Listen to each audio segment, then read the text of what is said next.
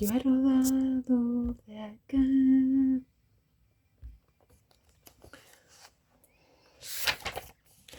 El patriarcado del salario.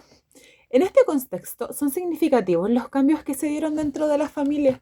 En este periodo, la familia comenzó a separarse de la esfera pública, adquiriendo sus connotaciones modernas como principal centro para la reproducción de fuerza de trabajo, complemento del mercado, instrumento para la privatización de las relaciones sociales y sobre todo para la propagación de la disciplina capitalista y la dominación patriarcal.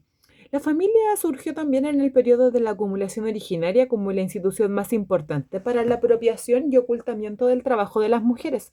Esto se puede observar especialmente en la familia trabajadora, pero todavía no ha sido suficientemente estudiado. Las discusiones anteriores han privilegiado a la familia de hombres propietarios, en la época en la que nos estamos refiriendo. Esta era la forma y el modelo dominante en la relación con los hijos, entre los cónyuges. También se le ha prestado más interés a la familia como institución política que como lugar de trabajo. El énfasis se ha puesto entonces en el hecho de que, en la nueva familia burguesa, el marido se convirtiese en el representante del Estado, el encargado de disciplinar y supervisar las nuevas clases subordinadas, una categoría que para los teóricos políticos del siglo XVI y XVII, por ejemplo, Jean Bodin, incluían a la esposa y sus hijos.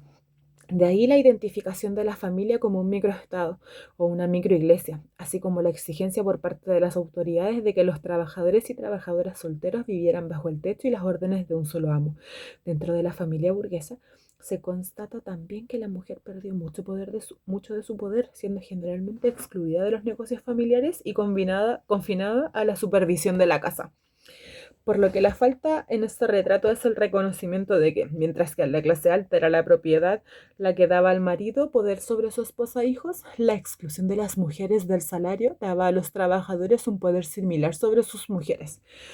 Un ejemplo de esta tendencia fue el tipo de familia en que los trabajadores de la industria artesanal, en los sistemas domésticos, lejos de rehuir el matrimonio y la formación de una familia, los hombres que trabajaban en la industria artesanal doméstica dependían de ella, ya que una esposa podía ayudarles con el trabajo que ellos hacían para los comerciantes, mientras cuidaban sus necesidades físicas y las proveían de hijos, quienes desde temprana edad podían ser empleados en el telar de alguna ocupación auxiliar.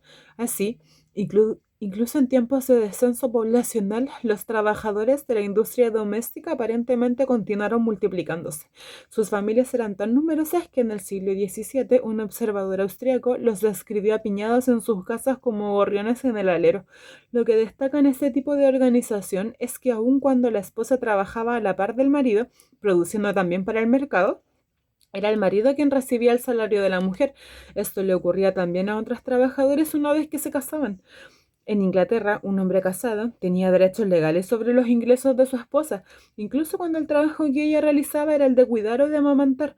De este modo, cuando una parroquia empleaba a una mujer para hacer este tipo de trabajo, los registros escondían frecuentemente su condición de trabajadora, registrando la paga bajo el nombre de los hombres. Que este pago se hiciera al hombre o a la mujer dependía del capricho del oficinista.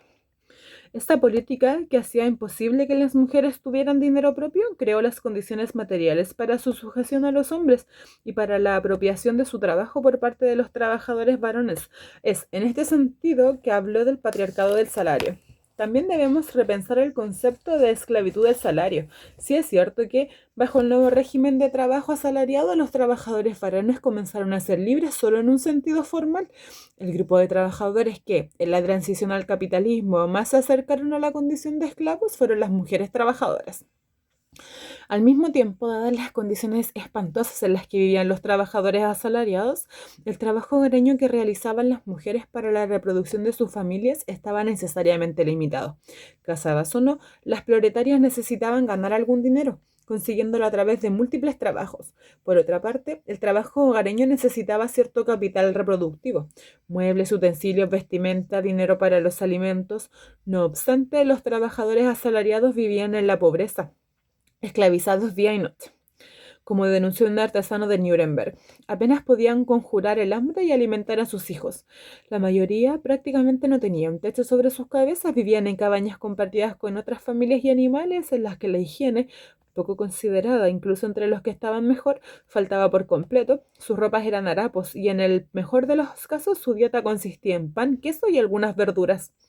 En este periodo aparece entre los trabajadores la clásica figura del ama de casa a tiempo completo, y solo en el siglo XIX, como reacción al primer siglo intenso de luchas contra el trabajo industrial, la familia moderna, centrada en el trabajo reproductivo no pagado del ama de casa a tiempo completo, fue extendida entre la clase trabajadora, primero en Inglaterra y más tarde en Estados Unidos.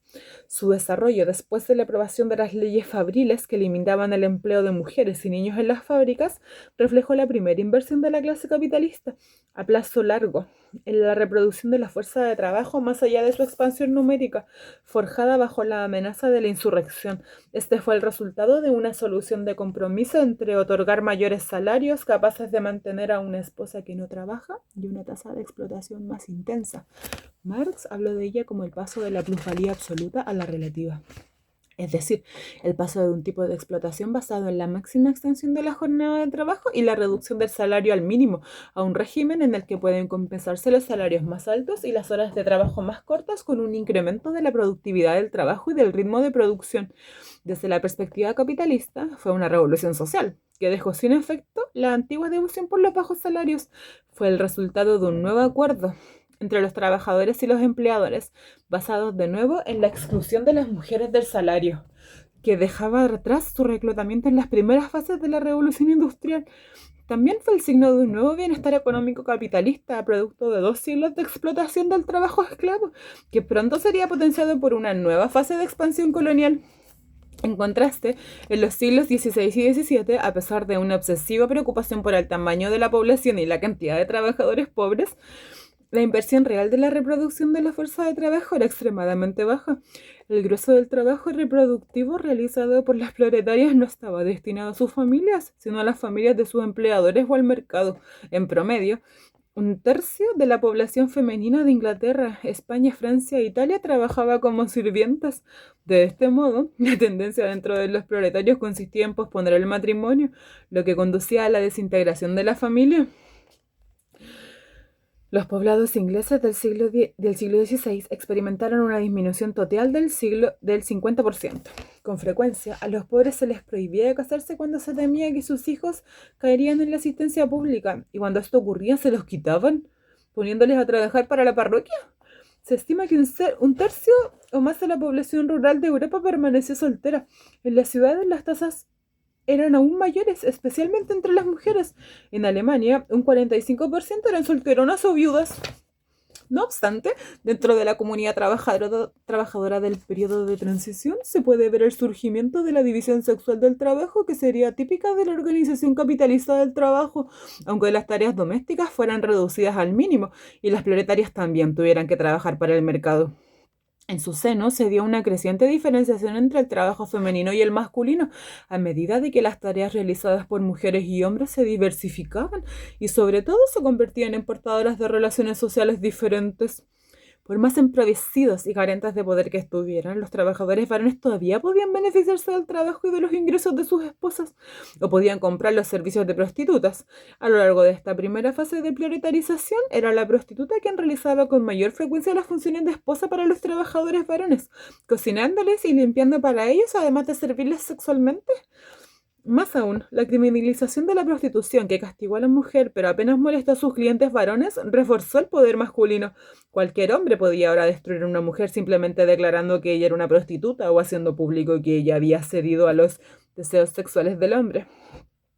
Las mujeres habían tenido que suplicarle a los hombres que no les arrebataran su honor, la única propiedad que les quedaba, asumiendo que sus vidas estaban ahora en manos de los hombres, que, como señores feudales, podían ejercer sobre ellas un poder de vida o muerte.